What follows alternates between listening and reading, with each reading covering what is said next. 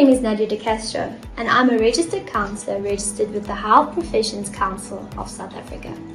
Today we're going to share some information on maintaining mental health after birth. Postpartum is often portrayed as a joyful experience, but in reality it can be emotionally complex. And I want to remind you that that's okay too.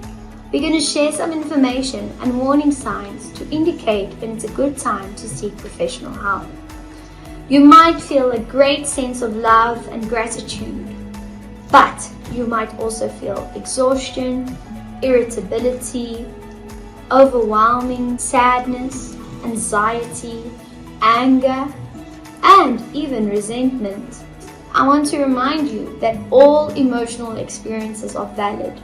It's what we do with these emotions and how we express these emotions that determine healthy or unhealthy responses. Just because I feel a certain way doesn't make me a bad parent, and that's something I really want to remind you of. Many people experience what we refer to as baby blues.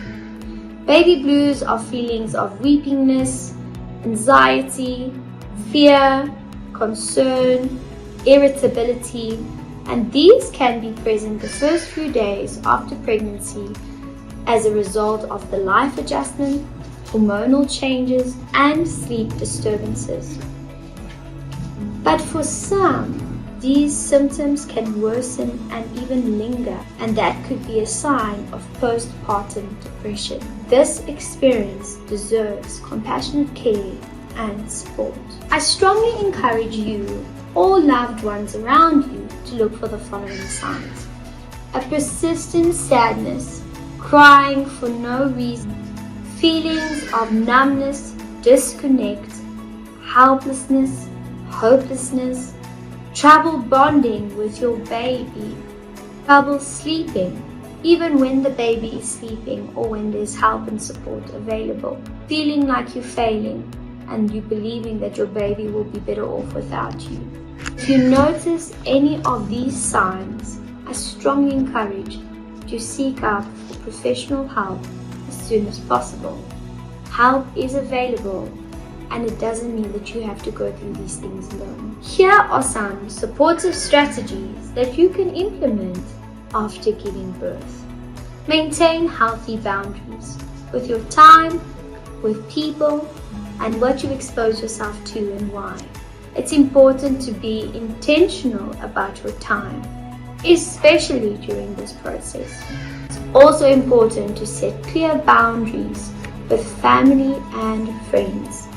Communication is often necessary to implement these boundaries. Avoid unrealistic expectations. Always ask yourself, what is the intention of me doing what I'm putting so much pressure on myself to do, so that you can understand what is actually the value behind what you are doing.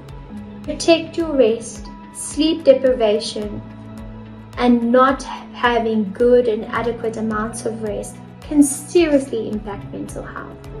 I want to remind you that you are a good parent, even if you arrange someone else to stand in while you take care of yourself. That is completely acceptable, and it doesn't make you a bad parent. I often say this to parents in the consulting room. For a parent to be a good parent, they need to be looked after too. It's important to also be reminded that joy and struggle can coexist. Don't override your one experience with the other. Understand them as two separate processes taking place simultaneously, and each process requires different support and resources. Becoming a parent involves a profound shift, and it's okay if it takes you a while to adapt to these changes. You don't have to wait for a crisis to take place before you reach out for someone. Whether it's seeking reassurance, hoping for a safe space, or just having a space to vent, this is all available to you. You never have to experience these things alone. Thank you for your time, and I'm really hoping that you're gentle with yourself during this process.